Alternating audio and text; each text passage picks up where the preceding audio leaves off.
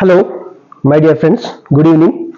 This is Satish Reddy, Development Officer, Senior Business Associate, SBA, LIC of India. ఈరోజు I'm going to explain about IC38 examination questions.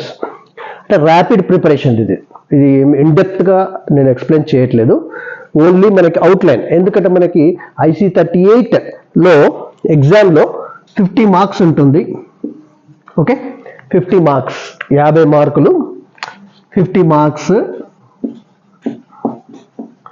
60 minutes. Okay, no negative marking, no negative marking. మనకి రావాల్సిన correct answers 17 రావాలి actually. ఇప్పుడైతే అది మీకోసమని 15కే చేశారు. 15 marks వస్తే pass. More than that అంత అవసరం లేదు, నో రిక్వైర్మెంట్. 50 మార్క్స్ ఉంటుంది, 1 hour 60 minutes, no negative marking. 17కి పాస్, గ్రేస్లో 15 వచ్చినా పాస్. అంటే మీరు ఇన్ కేస్ 50లో ఒక 5 to 6 కరెక్ట్ ఆన్సర్స్, అంటే రఫ్గా చెప్పింటే 5 to 6 కరెక్ట్ ఆన్సర్స్ పెట్టేసి, అంటే ఒక 6 మార్క్స్ వచ్చేసాయి. ఇంకెన్ని ఉన్నాయి క్వశ్చన్స్? 44 ఉన్నాయి. ఈ ఎగ్జాక్ట్ కరెక్ట్ ఆన్సర్స్ ఏ కనుక అనుకుంటే ఈ 44లో ఏ రాకూడదు. అంటే మీరు ఇక బ్లైండ్ గా పెట్టేస్తున్నారు 44, అసలు బ్లైండ్ గా అడ్డి మరి గుడ్డి దెబ్బ. 5 to 6 ఆన్సర్స్ కనుక మీరు ఏ ఆన్సర్ చూస్ చేసుకుని ఉంటే remaining 44 either B or C select చేసుకోండి. అండ్ ఈ 44లో ఆల్ ఆఫ్ ద అబోవ్ అని కనుక ఉంది అనుకోండి, అది చూస్ చేసుకోండి. ఈ ఆల్ ఆఫ్ ద అబోవ్ ఉన్న ఆన్సర్స్ ఒక 4 ఉన్నాయి అనుకుందాం, ఈ 4 తీసేసేయండి. ఈ 44లో 4 తీసేస్తే 40లో మీ ఇష్టం, అది బి ఆర్ సి ఏదైనా ఒక్కటే అయితే ఐదర్ బి అనే పెట్టండి, లేదంటే సి పెట్టండి. బీసీ అలా పెట్టకండి. మళ్ళీ 40లో బి అండ్ సి పెడితే లీస్ట్ ప్రాబబిలిటీ 30% రావాలి, యాక్చువల్గా 12 రావాలి, లీస్ట్ ప్రాబబిలిటీ 10. ఓకే, ఇక్కడ ఆల్ ఆఫ్ ద అబవ్ 4 పెట్టారు. ఇది 4కి మోస్ట్లీ 4 రైట్ ఆన్సర్ ఉంటుంది.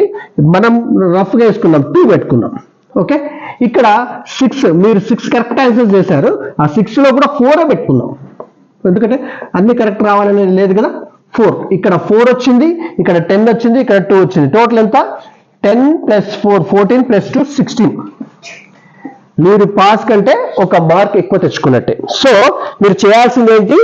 అట్లీస్ట్ 5 to 6, అంటే మనం ఎక్కువ రావాలి, బట్ లీస్ట్ లో చెప్తుంటే 5 to 6 కరెక్ట్ ఆన్సర్స్ చూస్ చేయాలి. దెన్ ఒక all of the above almost 4 వరకు ఉంటాయి, అవి సెలెక్ట్ చేయాలి. తర్వాత ఉన్న 40 క్వశ్చన్స్ లో ట్రై చేయండి.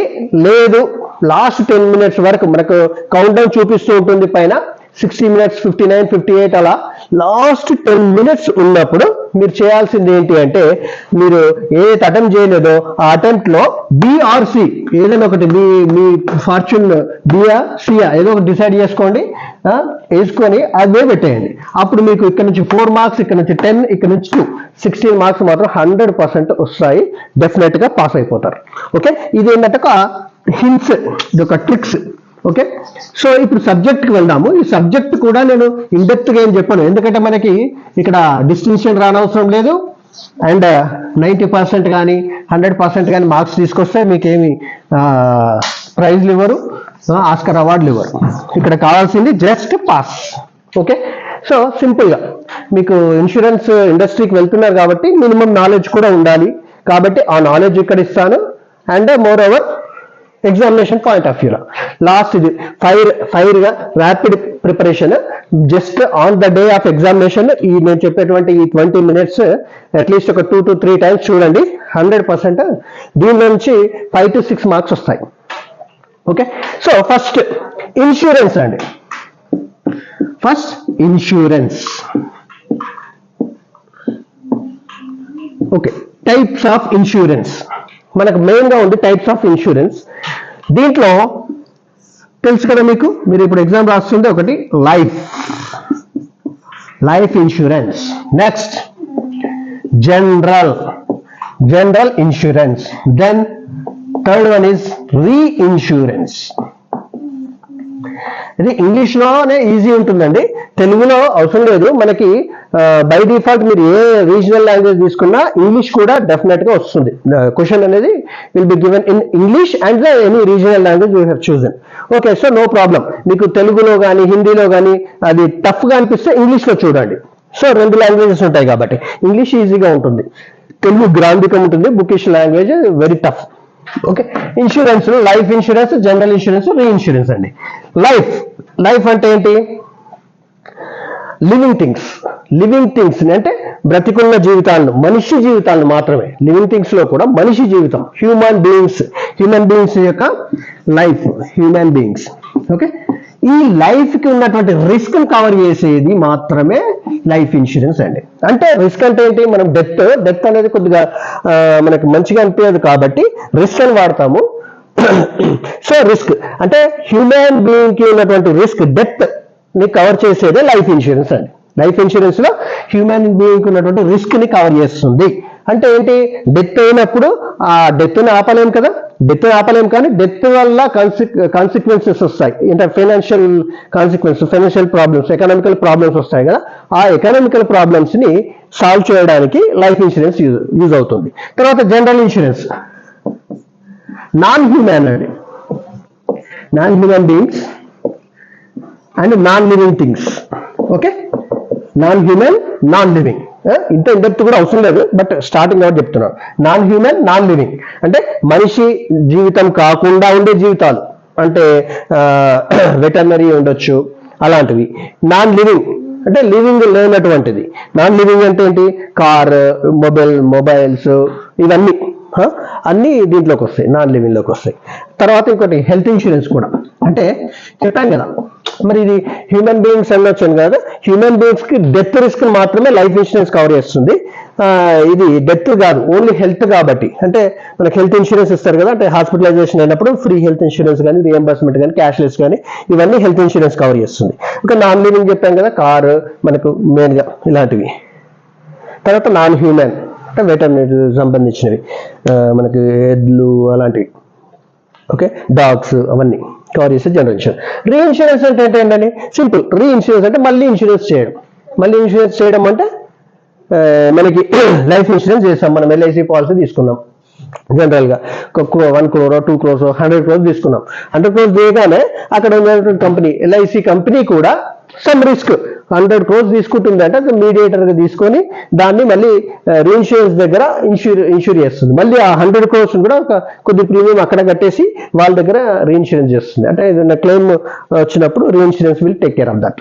ఓకే, ఇది life insurance, general insurance, reinsurance అండి. 3 పార్ట్స్. ఇన్సూరెన్స్ లో 3 పార్ట్స్. ఓకే, ఫాస్ట్ కావాలి ఇంకా, ఎందుకంటే మనకు 20 minutes లో ఎగ్జామ్ పాస్ అయిపోవాలి. That is my goal. Okay, next risk ని ఇన్సూరెన్స్ అంటే ఏంటి డెఫినేషన్ అనొచ్చు. సింపుల్ గా దీనిపైన ఒక క్వశ్చన్ రావచ్చు. సింపుల్ గా అండి, రిస్క్ ట్రాన్స్ఫర్ అని ఒకటి పెట్టుకోండి, గుర్తుపెట్టుకోండి. ఇన్సూరెన్స్ అనగానే రిస్క్ ట్రాన్స్ఫర్. ఓకే, రిస్క్ ని ట్రాన్స్ఫర్ చేయడం అంటే హ్యూమన్ బీయింగ్ మనకున్నటువంటి రిస్క్ ని ఒక కంపెనీకి ట్రాన్స్ఫర్ చేస్తున్నాం. అంటే మనకి ఉన్న ఏ రిస్క్ ని? డెత్ అనేటువంటి రిస్క్ ని. అంటే డెత్ ని కాపాడదు, డెత్ వల్ల వచ్చేటువంటి కాన్సిక్వెన్సెస్ వల్ల వచ్చేటువంటి ఫైనాన్షియల్ ఇన్స్టెబిలిటీ ఉంటుంది కదా, ఆ ఫైనాన్షియల్ ప్రాబ్లమ్స్ ని మొత్తం కూడా కాదు, సమ్ సార్ట్ లో ఇన్సూరెన్స్ కంపెనీ అది క్లియర్ చేస్తుంది అనమాట. దాన్ని రిస్క్ ని ట్రాన్స్ఫర్ చేస్తున్నాం, మనకున్న రిస్క్ ని, మనకు వచ్చే ప్రాబ్లమ్స్ ని ఇన్సూరెన్స్ కంపెనీకి ట్రాన్స్ఫర్ చేస్తున్నాం. ఓకే, అది రిస్క్ ట్రాన్స్ఫర్ అనొచ్చు. లేకపోతే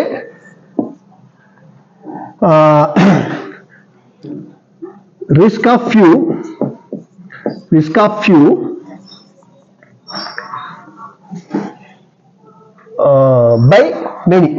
బై మెనీ. ఇది గుర్తుపెట్టుకోండి, దాని గురించి ఎక్స్ప్లెయిన్ చేయడము, ఒక షిప్ 100 ships చాలా ఉంటుంది దీనికి. ఎలా ఉంది ఇన్సూరెన్స్ అనేది, ఎలా స్టార్ట్ అయింది అనేది, దానికి ఏదో అవసరం లేదు మీకు. రిస్క్ ఆఫ్ ఫ్యూ అంటే ఇప్పుడు 1,00,000 మంది పాలసీలు తీసుకుంటారండి, దాంట్లో 1,00,000 మంది చనిపోరు కదా, ఆ 1 lakh లో 100 మెంబర్స్ మోర్టాలిటీ అంటారు, మోర్టాలిటీ రేట్ ప్రకారం 100 మెంబర్స్ చనిపోయారనుకోండి, ఈ 1 lakh పీపుల్ దగ్గర కలెక్ట్ చేసినటువంటి ప్రీమియం ని ఈ 100 మెంబర్స్ కి అంటే risk of few by many pooling చేస్తారన్నమాట. పూలింగ్ అని గుర్తుపెట్టుకోవచ్చు.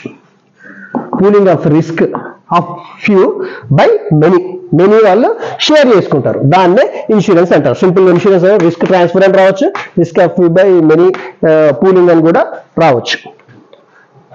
Okay, risk transfer insurance. ఇప్పుడు ఇన్సూరెన్స్ లో టైప్స్ నేర్చుకున్నాము, ఇన్సూరెన్స్ లో రిస్క్ ట్రాన్స్ఫర్ గురించి కూడా నేర్చుకున్నాం. ఓకే,